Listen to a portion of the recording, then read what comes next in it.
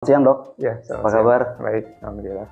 Udah berapa hari di Lombok dok? Ini hari ketiga. Hari ketiga ya? Ketiga, ya.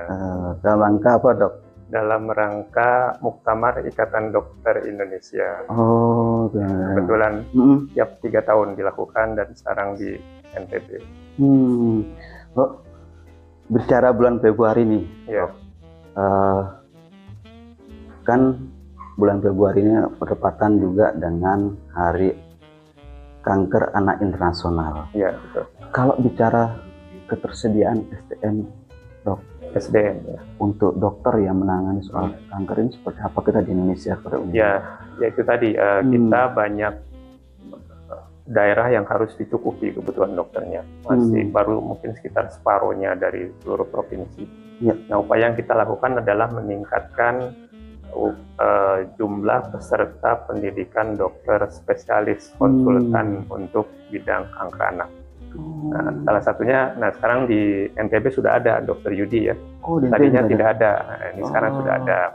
Kemudian di NTT sudah ada, di Papua sudah ada sekarang. Tadinya nggak ada, baru tahun ini mungkin bisa sudah selesai. Jadi yang bisa kita lakukan adalah meningkatkan itu. Kemudian mungkin nanti juga kita akan melakukan upaya untuk yang penting tadi meningkatkan deteksi dini, kemudian mengadvokasi berbagai stakeholder untuk membantu kalau sudah diketemukan pasiennya itu bisa diobati, misalnya memfasilitasi transportasi rujukan, itu juga penting karena di daerah-daerah terutama yang kepulauan itu sulit ya untuk akses ke rumah sakit itu sangat sulit.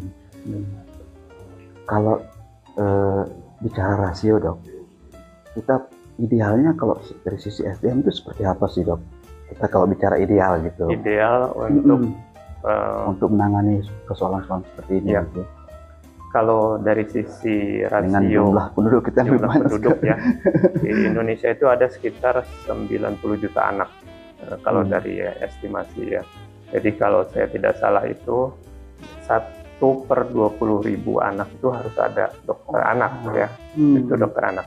Tapi kemudian untuk masalah kanker anak, maka rasionya paling tidak, kalau kita lihat geografi Indonesia itu, paling tidak di tiap provinsi ada ahli. Minimal berapa dok? Minimal satu aja. Minimal satu dan didukung juga oleh fasilitas. Jadi bukan hanya ada dokternya, tapi juga ada fasilitas yang membantu dokter untuk melakukan pekerjaannya. Bisa mendiagnosis tapi tidak bisa memberikan pengobatan juga percuma kan.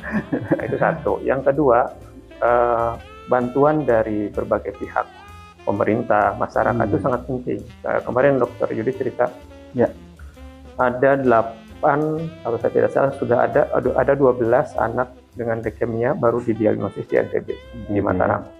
Tapi hanya 3 yang mau diobati.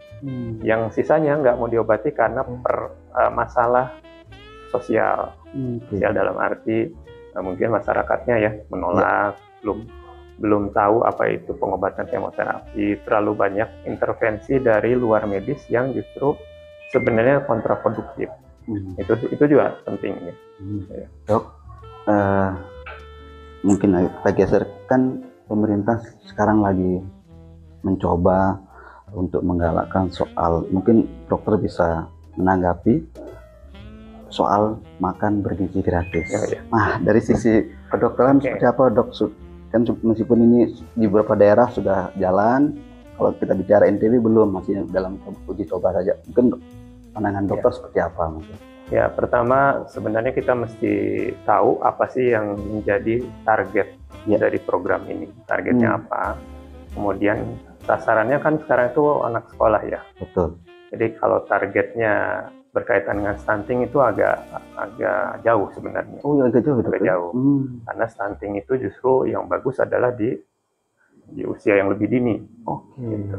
Jadi kalau sekarang dilakukan juga MBG ya, MBG itu mungkin targetnya bukan untuk itu, tapi paling tidak misalnya untuk meningkatkan status gizi anak itu bisa sebenarnya. Untuk meningkatkan status gizi tentunya berkaitan juga dengan kemampuan akademik nantinya secara tidak langsung ya, kemampuan kesehatan fisik sehingga tidak mudah sakit dan sebagainya. Tetapi tentunya itu harus betul-betul dikaji pelaksanaannya dari sisi yang sama tadi, target, sasaran, teknik pelaksanaan. Artinya bagaimana bisa dilakukan program itu dengan memberikan nutrisi yang sesuai, bukan sekedar asal kasih ya. Dari sisi komponen, kandungan nutrisi, keamanan nutrisi ya. Keamanan nutrisi itu kan penting karena misalnya itu dibuat secara massal, terjadi yang parah misalnya keracunan atau memang secara gizi tidak, nilai gizinya nggak bagus ya. Kemudian kesinambungan program ini harus dijaga juga, jadi bukan asal jadi gitu ya.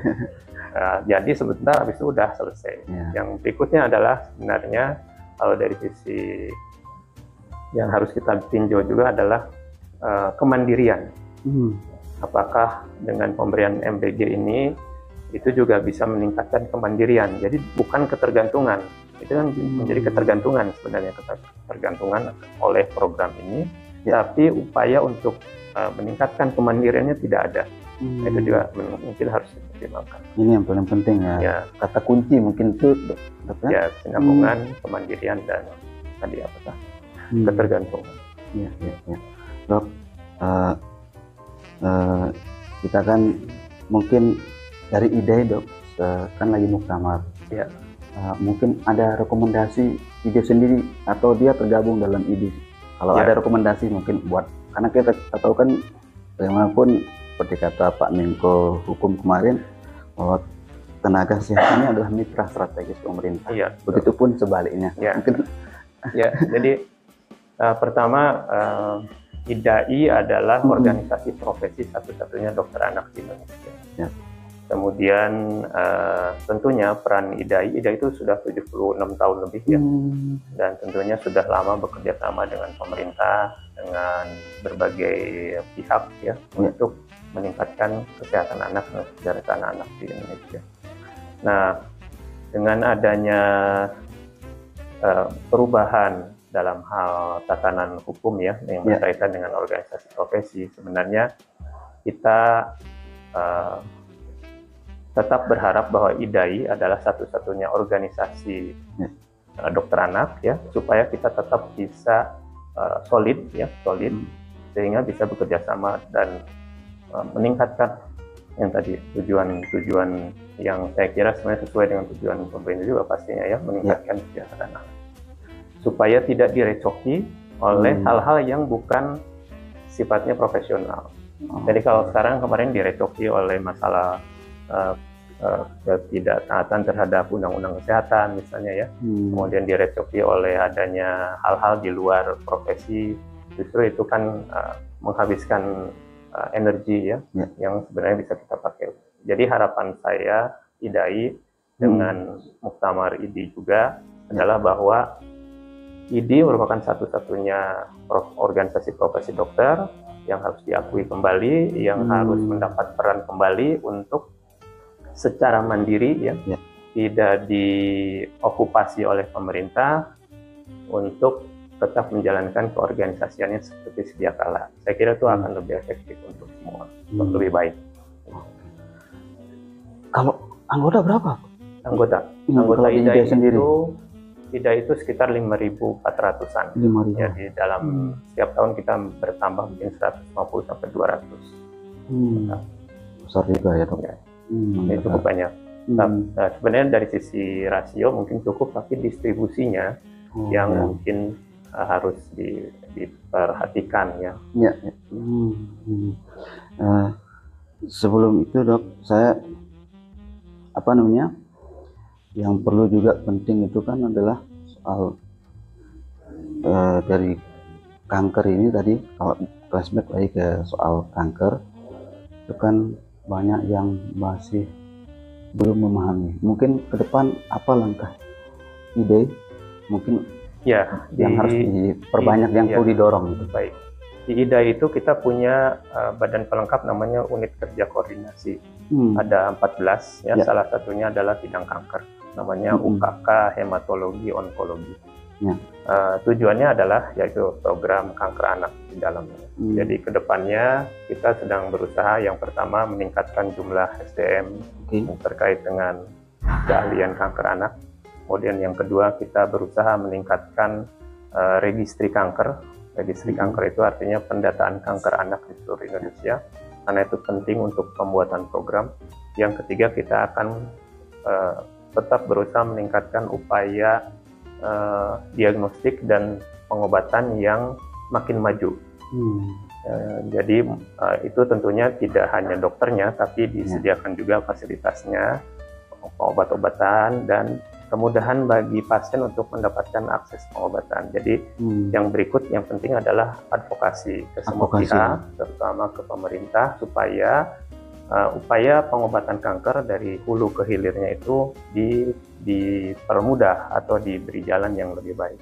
Jadi supaya misalnya untuk pengadaan obat yang tidak ada di Indonesia mudah, tidak dipotong pajaknya, juga tidak dikasih pajak misalnya, tapi justru dikasih kemudahan. Yang seperti itu kira-kira ke depan. Terakhir mungkin Dok, kalau untuk kita dari sisi obat-obatan seperti apa mungkin Dok? Untuk ya itu kembali ke obat ya. Obat-obatan kanker di Indonesia itu sangat terbatas, mulai dari jumlah dan jenis. Jadi untuk pengobatan kanker sebenarnya kan banyak ragam obat ya. Yang sayangnya tidak semua jenis obat tuh makin berkembang. Makin berkembang jenisnya, makin tekniknya ya, sehingga di Indonesia itu sulit untuk kanker anak bisa mendapatkan obat-obat yang mutakhir itu. Karena masalah birokrasi terutama. Bagaimana cara mendatangkan obat itu ke Indonesia, dan juga mungkin kaitannya dengan pembiayaan. Karena tentunya kalau mengadakan obat dari luar kan, yang distributornya mungkin harus mempertimbangkan untung rugi juga gitu ya. Bagaimana mendaftarkan obat itu di BPOM juga sulit. Jadi ya supaya masih tergantung dari impor ya untuk obat-obatan ini Dok ya. Sangat tergantung impor karena tidak ada yang diproduksi di Indonesia, sangat sedikit. Sangat sedikit ya, kalaupun ada sangat sedikit. Ya. Baik, terima kasih banyak Pak Dokter atas keluangan waktunya di Bengkel Antara. Terima kasih. Terima kasih. Ya.